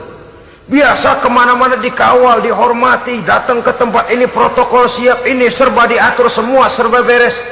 Begitu jabatan selesai atau pensiun, habis orang gak indah-indah. Dia lihat orang diemin aja, orang diemin dan orang tonton. Ini kalau nggak kuat mentalnya, itu kena post power syndrome. Akibatnya ya bisa jantungan, bisa leper, bisa darah tinggi. Ya penyakit-penyakit yang zaman dulu kita nggak kenal. Ini kan makin banyak dokter, makin maju ilmu kedokteran, makin aneh penyakit. Saudara hadirin yang saya hormati, post power syndrome kena apa yang dinamakan frozen emotional attitude. Tidak kuat menghadapi kenyataan. Azizan zalla, orang terhormat yang jatuh hina, itu sangat perlu dikasihani. Yang kedua, ghaniyan qad iftaqar, orang kaya jatuh miskin. Ini juga sama. Biasa hidup apa ada, serba ada, lalu harus hidup apa adanya. Ini kalau kurang-kurang kuat benar-benar memble.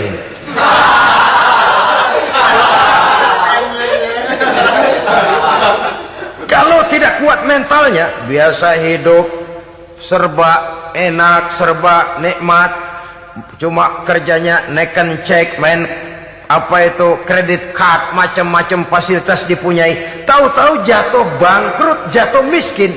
Kalau tidak fondasi agamanya kuat, bisa gantung diri, bisa bunuh diri, bisa frustasi, bisa terkena psikosomatik, tekanan jiwa mempengaruhi faktor biologis. Timbullah tekanan, terjadilah penyakit aneh-aneh. Al-ghaniyan qad iftaqara, orang kaya jatuh miskin, itu perlu dikasihani. Yang ketiga, wa faqihan yal'abu bihil juhal, ahli fikih tapi dipermainkan oleh orang-orang bodoh. Hanya kebetulan orang bodoh itu punya kekuasaan. Hukum bisa dipesan.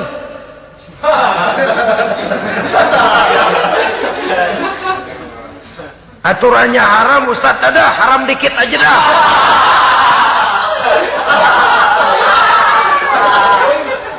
Sibuklah tuan fakih ini, ahli fikih ini mencari dalil kebet sana kebet sini supaya yang tadinya haram benar bisa jadi haram sedikit. Padahal yang minta ini orang bodoh, tidak ngerti agama. Cuma karena punya kekuasaan dipermainkan oleh orang yang fakih. Orang yang fakih ini dipermainkan. Kasihan orang yang seperti itu. Wa faqihan yal'abu bihil juhal, ahli fikih tapi dipermainkan oleh orang-orang bodoh.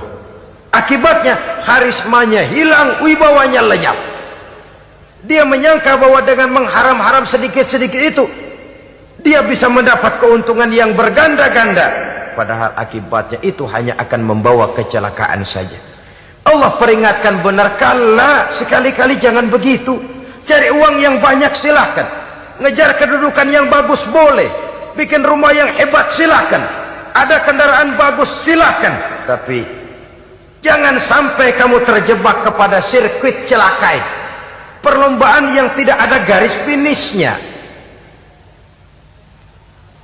Sering dicontohkan orang menghayal, melamun. Kamu kenapa nggak mau ibadah? Lah bagaimana mau sembahyang, saya di Jakarta masih ngontrak.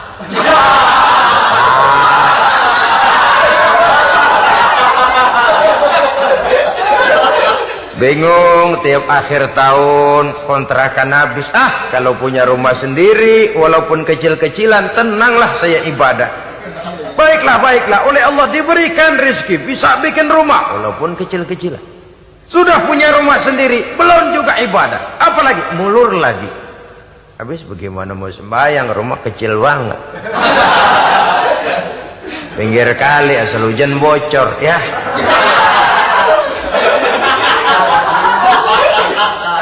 kalau bisa punya rumah permanen, rajin dah ibadah dah.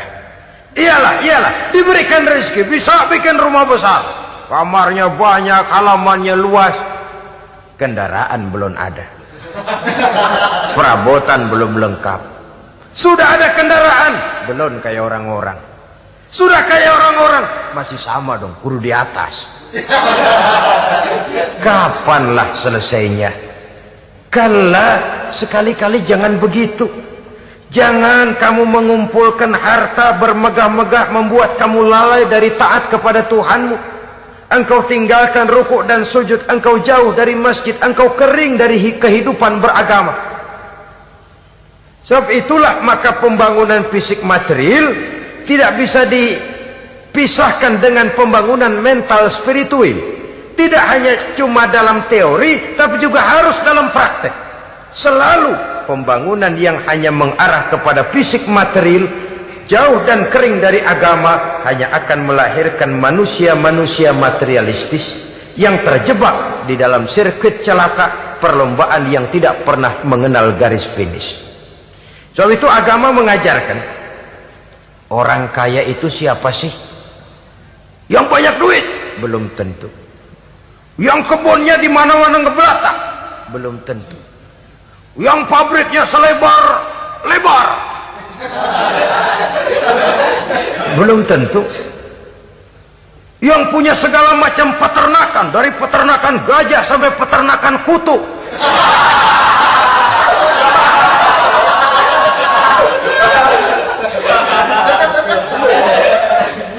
Belum tentu. Agama memberikan tuntunan yang sangat luhur. Orang kaya itu adalah orang yang hidupnya cukup. Orang miskin itu orang yang selalu merasa kurang. Bagaimanapun banyak duit saudara miliki, kalau masih merasa kurang, masih miskin saudara. Saya punya uang 1.000 rupiah, Anda punya uang 1 juta rupiah. Mungkin saya lebih kaya dengan uang yang 1.000 ketimbang Anda 1 juta. Kenapa? Dalam tangan saya uang 1.000 besar, artinya sesuai dengan kebutuhan saya. Tapi di tangan Anda uang 1 juta, kebutuhan Anda lebih besar daripada itu lagi. Maka agama mengajarkan sifat qanaah, merasa cukup, dan itulah sumber kekayaan yang hakiki. Orang kaya adalah orang yang hidupnya cukup. Kalla saufa ta'lamun, jangan begitu, nanti kamu akan tahu. Summa kalla saufa ta'lamun, jangan sekali-kali begitu, suatu saat kamu pasti akan tahu. Kalla law ta'lamuna ilmal yaqin, thumma latarawunnaha 'ainal yaqin, thumma latus'alunna yawma idzin 'anin na'im. Nah, kapan perlombaan ini akan menyadarkan orang? Biasanya hatta zurtumul maqabir, sampai kamu dekat ke liang kubur. Itu biasanya kalau istilah orang sekarang baru ngeh. Asal sudah napas sampai tenggorokan disambung dengan selang, sudah Senin Kemis dibantu dengan alat picu jantung, gerak gerak gerak gerak, sudah kayak orang mau gergaji kayu. Dikala itu barulah sadar orang biasanya. Dan kesadaran semacam itu, kesadaran yang terlambat, kesadaran ala Fir'aun. Fir'aun selagi hidup diajak beriman dan nehi aja.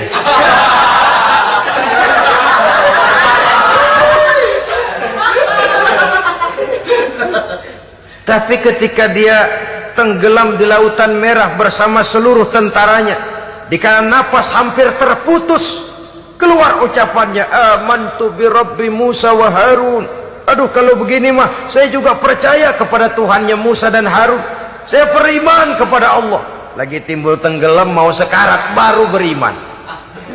Hatta zurtumul maqabir, kamu telah lalai dari sebab bermegah-megah sampai kamu masuk ke liang kubur, dekat ke liang kubur.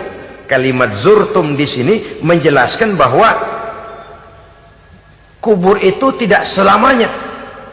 Zurtum itu dari kalimat zaro ya zuru, berziarah. Orang berziarah kan sebentar. Ke kubur itu sama dengan berziarah kita di situ. Sebentar, tidak akan selamanya, tidak akan kekal dalam kubur. Bahwa kubur itu cuma satu halte dari sekian halte yang harus kita jalani. Hatta zurtumul maqabir ay mutum wa dufintum fil kubur. Sampai kamu mati, dikebumikan dalam kubur, barulah kamu sadar bahwa perlombaan itu hanya sia-sia. Bahwa perlombaan itu tidak akan pernah mengenal garis finish. Bahwa perlombaan itu akan membuat kamu celaka. Begitulah umumnya kebanyakan orang yang terjebak ke dalam paham materialis, baru menyadari kesalahan langkahnya pada saat napas sudah sampai di tenggorokan. Ternyata uangnya yang miliaran rupiah tidak sanggup menyambung nafasnya. Ternyata kendaraan yang serba mewah berkilat tidak sanggup meneruskan kehidupannya. Ternyata pangkat jabatannya yang tinggi yang membuat dia menyebabkan temannya jadi lawan, lawannya jadi teman, tidak akan sanggup menghentikan sang malaikat maut. Kalau keadaan sudah begitu, baru sadarlah kita terlambat. Karena saat seperti itu akan dihadapi oleh setiap orang. Kala, jangan begitu. Sadarlah kamu bahwa kalau sudah dekat ke liang kubur kamu baru insaf, itu terlambat. Sebelum nafas sampai di tenggorokan, pintu taubat masih selalu terbuka. Tapi manakala nafas sudah sampai di tenggorokan, tertutuplah pintu taubat untuk orang yang bersangkutan. Oleh sebab itu, perlombaan dengan bermegah-megah terhadap materi duniawi, tolok ukur dan pandangan hidup yang terbatas kepada wujud benda semata-mata, memang sering menyebabkan orang lalai, sering menyebabkan orang lupa diri, tidak sadar tentang hakikat yang terpenting dari kehidupan ini, yaitu tentang dari mana dia datang, di mana dia sekarang, dan kemana dia akan pulang. Sungguh, ilmu pengetahuan tidak akan pernah mampu menjawab persoalan ini. Sungguh, filsafat juga tidak berdaya menghadapi pertanyaan seperti ini. Hanya agama yang mampu memberikan kepastian batin tentang hakikat dari mana kita datang, di mana kita sekarang, dan kemana kita akan pulang. Makin kita renungi pertanyaan ini, makin kita menemukan diri sendiri. Dan makin kita menemukan mengenal diri sendiri, kita akan semakin mengenal Allah Subhanahu wa ta'ala. Semakin kita mengenal Allah, maka akan semakin terpanggil kita untuk dekat dengannya, mentaati segala perintahnya, dan berupaya menjauhi segala yang dilarangnya. Dengan demikian selamatlah kita dari satu perlombaan yang hanya akan menyeret kita kepada menghalalkan segala cara, jauh dari agama, jauh dari Allah, bahkan jauh dari sesama manusia. Karena umumnya perlombaan seperti ini akan cenderung melahirkan manusia yang egois. Muslimin rahimakumullah. Lebih jauh, mari kita mengikuti peringatan Allah dalam surah Al-Munafiqun ayat 9. Di sini Allah Subhanahu wa taala mengingatkan, A'udzu billahi minasy syaithanir rajim. Ya ayyuhalladzina amanu la tulhikum amwalukum wala auladukum an dzikrillah wa may yaf'al dzalika fa ulaika humul khasirun. Hai orang-orang yang beriman, jangan sampai hartamu dan anak-anakmu melalaikan kamu daripada mengingat Allah. Wa may yaf'al dzalik, barang siapa yang melakukan hal seperti itu, fa ulaika humul khasirun, maka merekalah sesungguhnya orang-orang yang merugi. Rugi dunia, rugi akhirat. Disebutkan di sini dua hal yang sering menyebabkan kita jadi lalai. Amwal dan aulad. Harta dan anak-anak. Materi dan keluarga. Perlombaan di dalam mengumpulkan materi sering menyebabkan kita menjadi lalai. Begitu juga amanah berupa anak ini sering kita lalaikan atau sering membuat juga kita menjadi lalai. Kita lalaikan dalam arti bahwa keduanya, baik harta baik anak, merupakan amanah dari Allah. Setiap orang tua akan dimintakan pertanggungan jawab. Apabila kita lalaikan amanah ini, maka resikonya akan kembali juga kepada kita. Tapi satu hal yang jelas dalam ayat 9 surah Al-Munafikun ini, bahwa perlombaan memperbanyak harta dan anak-anak yang masuk dalam kelompok at-takatsur itu tadi akan menyebabkan orang khasiru, termasuk ke dalam kelompok orang-orang yang rugi. Perlombaan yang hanya akan membawa kerugian semata-mata. Kemudian di dalam satu hadis Rasulullah sallallahu alaihi wasallam memberikan peringatan. Beliau bersabda, "Iza azzamat ummati dinaran wa dirhaman, nuzi'at minha haibatul Islam, wa iza tasabat ummati saqatat min ainillah, wa iza turikatil amru bil ma'rufi wan nahyu 'anil munkari, hurimat 'alaihim barakatul wahyi." Ada 3 hal yang kalau kita kerjakan akan menimbulkan 3 macam akibat di dalam hadis ini. Pertama, iza azzamat ummati dinaran wa dirhaman. Apabila umatku sudah mengagung-agungkan dinar dan dirham, artinya kalau umatku sudah jatuh menjadi umat yang materialistis, segalanya diukur dari dinar dan dirham. Dinar dan dirham ini kalau bahasa Inggrisnya dokat.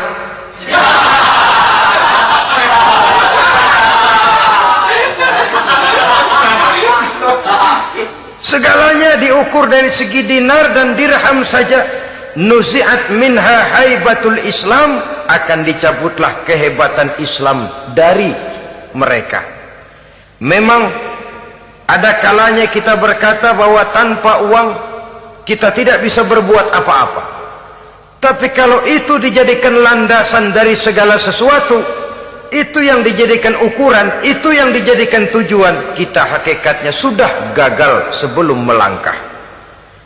Apapun saja profesi kita, apabila sudah menjadi pendewa dinar dan dirham, akan hilanglah kehebatan Islam, akan dicabut kehebatan Islam itu. Umat Islam bisa dibeli, ulama bisa dikontrak, kiai bisa dicarter. Saudara hadirin ma'asyiral muslimin rahimakumullah, apabila umatku sudah membesar-besarkan dinar dan dirham, bermegah-megah dengan itu, berlomba-lomba memperbanyak itu yang menjadi tujuan dan tolok ukur dari segala kegiatan, nuzi'at minha haibatul Islam, akan dicabutlah kehebatan Islam. Hilang itu wibawa. Walaupun dia bernama umat mayoritas dalam jumlah, tetapi dia minoritas dalam peranan. Mayoritas dalam bilangan, tapi minoritas dalam percaturan kegiatan hidup ini. Kita ingat di zaman pengembangan Islam di masa Rasulullah sallallahu alaihi wasallam, mereka berlomba-lomba mengorbankan dinar dan dirhamnya untuk kepentingan agama. Bukan mengorbankan kepentingan agama untuk mencari dinar dan dirham. Kita di zaman sekarang sering terjadi penjungkiran nilai, terbalik yang kita amalkan. Nabi Ibrahim mengorbankan putranya Ismail untuk kepentingan agama. Kita sering sekarang ini mengorbankan kepentingan agama untuk anak-anak kita. Dulu anaknya yang dikorbankan buat agama, sekarang agamanya dikorbankan buat anak. Dulu dinar dan dirham dibelanjakan untuk menopang agama, sekarang agama dijadikan alat untuk mencari dinar dan dirham. Saudara-saudara kaum muslimin rahimakumullah, memang apabila dinar dan dirham digunakan untuk penyangga perjuangan, itulah idealnya. Saya katakan tadi, dinar, dirham, uang, dunia cuma sekedar alat, bukan sekedar tujuan. Kita memerlukan alat ini. Membangun pesantren tidak cukup dengan semangat. Membangun rumah sakit Islam tidak cukup dengan pidato. Membangun masjid tidak cukup dengan semangat menggebu-gebu. Kita perlu semen, kita perlu pasir, kita perlu batu kali, kita perlu besi, dan itu semua beli. Tidak turun dari langit seperti turunnya embun di waktu pagi. Tidak mungkin rumah sakit Islam muncul ke permukaan hanya dengan simsalabim abracadabra.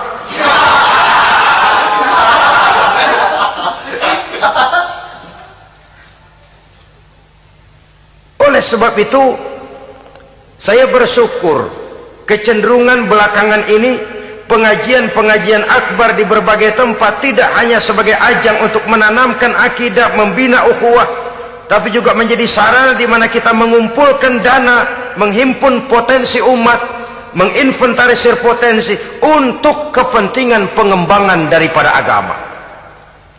Meskipun ada satu dua orang yang salah paham tentang ini, sampai kemudian saya mendapat satu merek yang cukup tidak enak untuk didengar, mengkomersilkan pengajian katanya, karena memang ada pengajian yang menggunakan sistem karcis, sebenarnya juga tidak etis.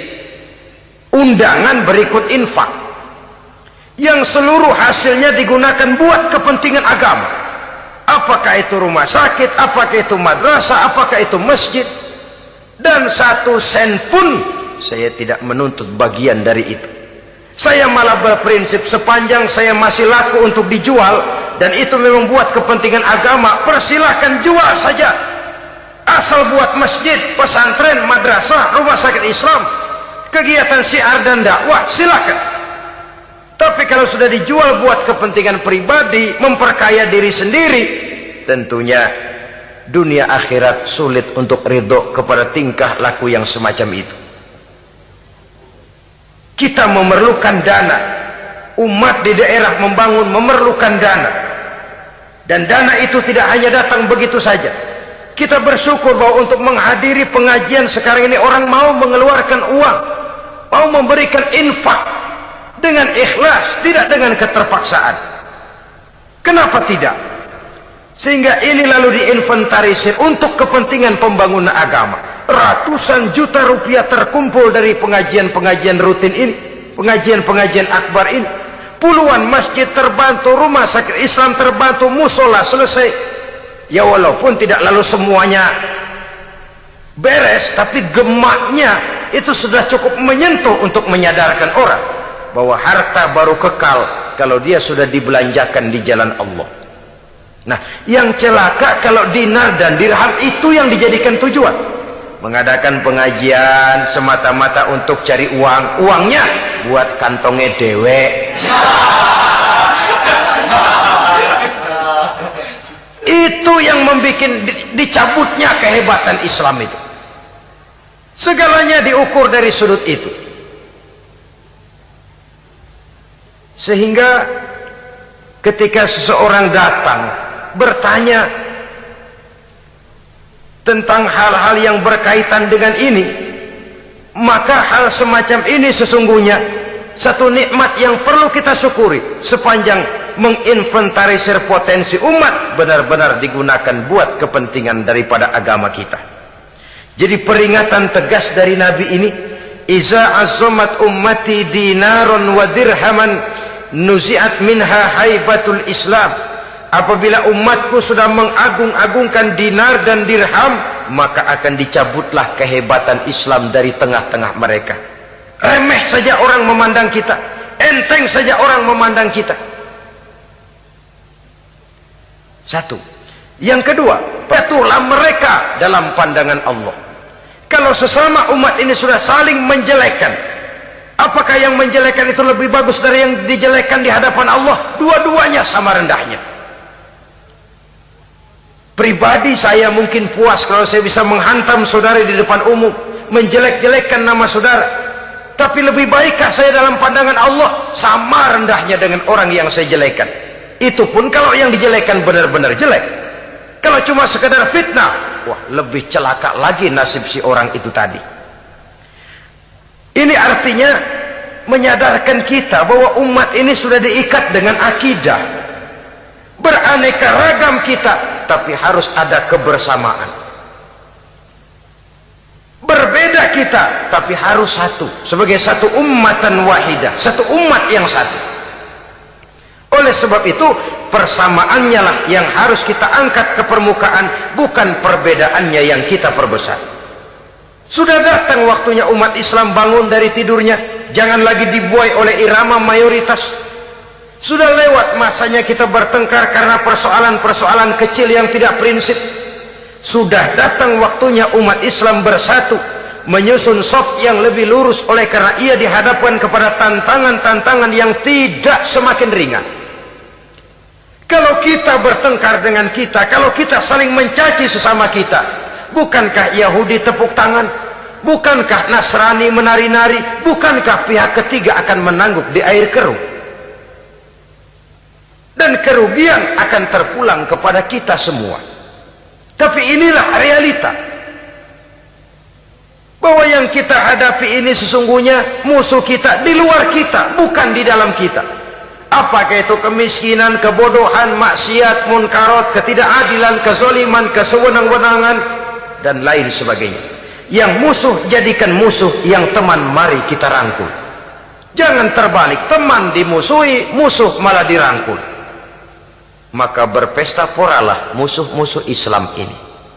Saudara-saudara kaum muslimin rahimakumullah, Nabi memperingatkan dengan tegas, wa iza tasabat ummati saqatat min ainillah.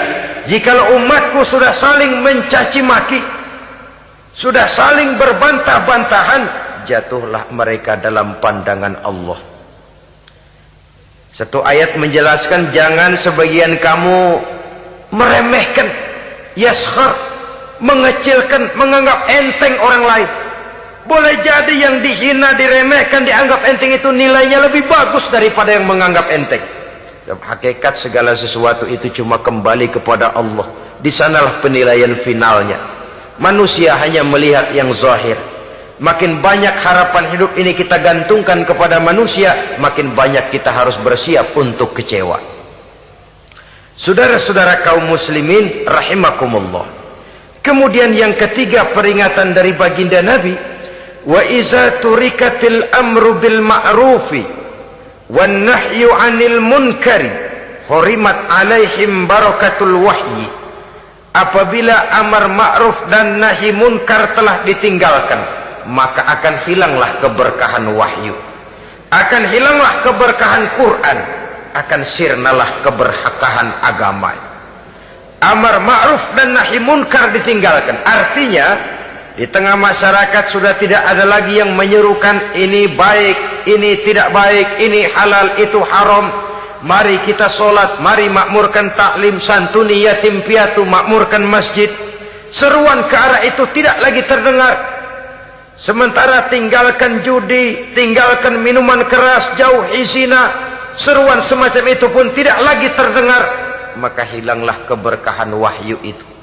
Karena amar ma'ruf dan nahi munkar merupakan bagian daripada ajaran agama kita. Menjadi sponsor dari segala macam kebajikan dan menjadi penghalang daripada segala macam kemunkaran sesuai dengan batas kemampuan yang kita miliki masing-masing. Nah, saya kembali kepada persoalan pokok di awal pembicaraan tadi. Bagaimana jalan keluarnya? Jalan keluarnya tidak lain adalah upaya. Bagaimana kegiatan yang sifatnya fisik material ini diimbangi dengan kegiatan yang bersifat mental spiritual. Upaya menghidupkan majelis-majelis taklim, upaya memakmurkan masjid-masjid sebagai laboratorium rohani untuk mewujudkan keseimbangan dalam pola pikir yang akan berlanjut dalam gerak hidup yang kemudian akan tertuang dalam segala perbuatan manusia. Apabila sudah terwujud kepincangan dalam pola pikir, akan pincanglah caranya bertindak dan berbuat, akan pincanglah pandangan hidupnya, akan pincanglah orientasinya di dalam kehidupan ini. Oleh karena itu, Islam dalam berbagai aspek kehidupan mengajarkan sistem keseimbangan. Mencari harta boleh, tapi tidak boleh keluar dalam kerangka fastabiqul khairat. berlomba-lomba silahkan, tapi untuk kebaikan, bukan untuk bermegah-megah, bukan untuk menumbuhkan gengsi, bukan untuk meninggikan prestise dan harga diri, tapi fastabiqul khairat, berlomba-lomba di dalam mengejar kebajikan, di dalam menyebarkan kebaikan. Bukan sekedar berlomba-lomba, tapi tolong menolong, bantu membantu. Ta'awanu 'alal birri wat taqwa wa la ta'awanu 'alal ismi wal udwan. Bertolong-tolonganlah kamu di dalam kebaikan dan takwa, jangan bertolong-tolongan di dalam perbuatan dosa dan permusuhan. Kerjasama di dalam kebaikan, kerjasama di dalam ketakwaan. Ada satu contoh yang menarik bahwa umat Islam di dalam ia menjalin kebersamaan itu harus seperti orang main sepak bola. Saudara lihat, orang main sepak bola, kalau pertandingan belum dimulai, silahkan kumpul di luar lapangan, atur strategi yang baik. Tapi kalau pertandingan sudah dimulai, turun ke lapangan hijau, jangan kumpul terus. Masa ada sepak bola gotong royong, groyok ke sana, groyok ke sini, ya kalah terus. Harus ada yang jadi penyerang tengah, kan begitu toh sepak bola. Harus ada yang jadi kiri luar, kanan dalam, striker, back, penjaga gawang. Yang penting kerjasama, teamwork, lalu mampu menciptakan operan-operan. Yang jadi back jangan ngiri sama yang jadi penyerang tengah. Jangan hasut, sebab bagaimanapun juga andai kata si penyerang tengah berhasil menjaringkan bola ke gawang lawan, kan kemenangan bukan kemenangan satu orang, kemenangan satu kesebelasan, kemenangan satu tim.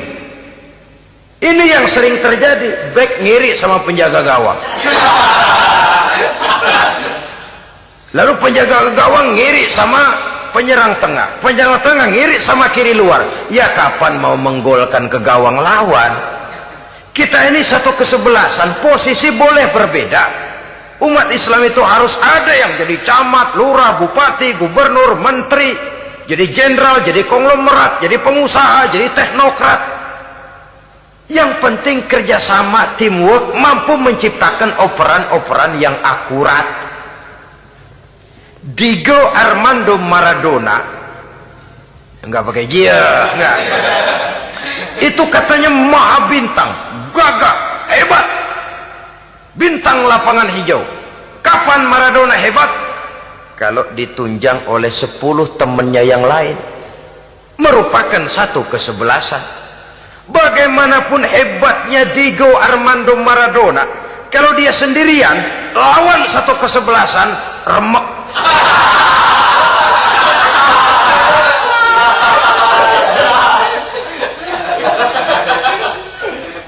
Dia hebat, dia jenius, dia maha bintang karena dapat operan dari teman-temannya. Bukan jegalan, operan. Jadi oleh sebab itu bagaimana kita menciptakan operan-operan akurat yang akan melahirkan kebersamaan di tengah-tengah umat. Artinya satu contoh saja, misalnya seorang pengusaha besar, oleh karena kesibukannya di dunia bisnis, tidak perlu jadi ketua pembangunan musola. Tapi kalau ada musola belum selesai, operan. Operannya itu yang penting. Apa yang dioper itu? Semen, apa batu kali, apa besi? Yang penting operan. Operannya akurat.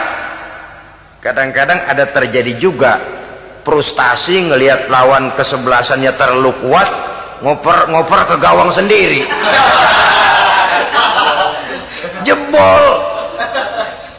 Kan sering terjadi begitu. Muslim didukung oleh umat Islam, ketika punya posisi menguntungkan malah mempersulit Islam. Ini kan ngoper ke gawang sendiri, bunuh diri namanya. Boro-boro jebolin gawang lawan, asal jangan bunuh diri juga lumayan. Jadi kalau saja kita mampu menciptakan kebersamaan seperti ini, baju boleh berbeda, seorang muslim boleh dibungkus baju abri, boleh dibungkus baju dokter, boleh dibungkus baju teknokrat, boleh dibungkus baju konglomerat, sekedar baju. Tapi kalau terbukalah baju itu, kelihatan dadanya, terbersit nilai imannya, meresap sampai ke tulang sumsumnya. Dan pada saat Islam dikuti-kuti, akan timbul kecintaannya, akan timbul, saya muslim dan saya bangga dengan Islam saya. Saya muslim dan saya mau berbuat untuk Islam saya. Saya muslim dan saya siap mati untuk Islam saya. Dengan baju apapun dia terbungkus, kalau roh, jiwa dan semangat semacam ini tertanam, saya yakin kita umat Islam akan mampu berbuat lebih banyak dengan mewujudkan operan-operan akurat yang sangat diharapkan oleh umat itu tadi. Oleh sebab itu, saudara-saudara kaum muslimin rahimakumullah, baju boleh berbeda, bendera boleh beraneka warna, tapi jikalau bernama muslim, persamaannya yang dicari, jangan perbedaannya yang diperbesar. Nilai persaudaraan yang diikat dengan akidah semacam inilah yang banyak dicari orang, yang banyak menyebabkan orang masuk Islam. Di mana masjid kelihatan benar sebagai simbol kehidupan demokrasi dalam menciptakan ukhuwah, wawasan ukhuwah ini. Masjid simbol demokrasi. Siapapun masuk masjid buka sepatu, demokrasi. Siapapun orangnya, tidak peduli merek apapun sepatunya. Apa itu keluaran Cibaduyut Bandung? Apa itu modelnya Belli Beltoni Itali? Tidak soal, masuk masjid buka. Jumatan, kopral datang lebih dulu depan, pral. Jenderal datang belakang saja, pral. Tidak ada fasilitas khusus dalam masjid, karena di rumah Allah semua manusia sama. Si jenderal jangan lagi merasa jenderalnya, si pengusaha jangan lagi menonjolkan kebosannya. Masjid adalah simbol demokrasi daripada kehidupan umat. Sebab itu jangan terjebak kepada sektoral di dalam kita berbicara tentang ukhuwah ini. Kita boleh terbungkus dengan baju apapun, tapi kalau di balik baju itu tidak lain jiwa Islam yang mau berkorban, mau mengeluarkan harta, bahkan siap mati untuk Islamnya, maka kebersamaan itu akan mudah kita wujudkan. Tapi sepanjang kita berpecah belah, sepanjang kita centang perenang, maka tidak akan banyak yang bisa kita lakukan. Satu-satunya perlombaan yang bukan hanya dibolehkan tapi bahkan sangat dianjurkan oleh agama, yaitu fastabiqul khairat, berlomba-lombalah di dalam kebaikan, berlomba-lomba di dalam memakmurkan masjid, berlomba-lomba di dalam menghidupkan majelis-majelis ta'lim, berlomba di dalam menegakkan yang ma'ruf dan menghancurkan yang munkar, berlomba di dalam menyantuni yatim piatu. Tapi prakteknya kan kadang-kadang terbalik. Kalau sudah kumpul yang diakur-akurin, udah nambah kebon belum? Pabrik udah diperluas belum? Bisnis sudah sejauh mana? Belum pernah ada ketemu lalu kongko masjidnya udah digedein ya. Jarang yang ngomong begitu. Madrasahnya sudah bagaimana? Sejauh mana? Mesti yang enak itu ya nyocok-nyocokin, bagaimana rumahmu sudah, bagaimana kendaraanmu, bagaimana pesawatmu, bagaimana bukankah itu juga takasur? Dari obrolan kan nanti yang belum kan timbul panasnya. Gile dia udah beli gituan, gue belum. Timbul panasnya, lalu berusaha, berlomba lagi, bersaing lagi, berlomba lagi, bersaing lagi. Walaupun persaingan perlu, karena tanpa persaingan orang jarang mikir. Hidup itu kalau nggak ada tantangan kan tidur kita.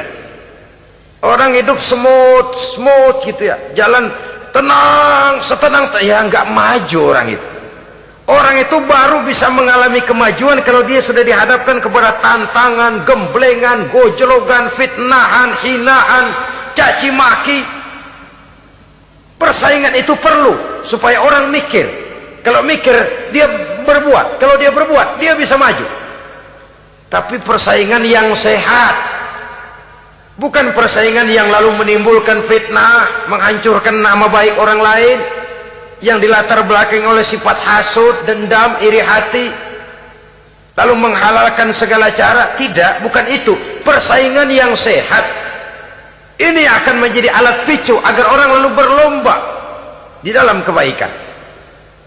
Satu-satunya perlombaan yang bukan hanya boleh tapi bahkan sangat dianjurkan oleh agama, berfastabiqul khairat, berlomba-lomba di dalam berbuat kebaikan. Berlomba-lomba membangun masjid bukan berarti di sebelah masjid bangun masjid lagi, bukan. Kadang-kadang karena ada fastabiqul khairat, berlomba-lomba, nggak apa-apa dah. Di sebelah masjid bikin lagi masjid. Akhirnya azan perlombaan main kenceng-kencengan. Bukan itu yang diinginkan tentu, bukan itu.